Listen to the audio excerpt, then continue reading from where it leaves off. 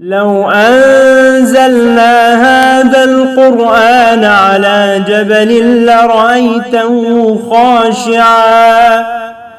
لرأيته خاشعا متصدعا من خشية الله.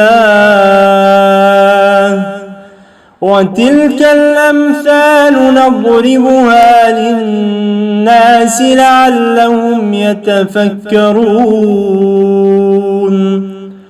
هو الله الذي لا إله إلا هو عالم الغيب والشهادة هو الرحمن الرحيم.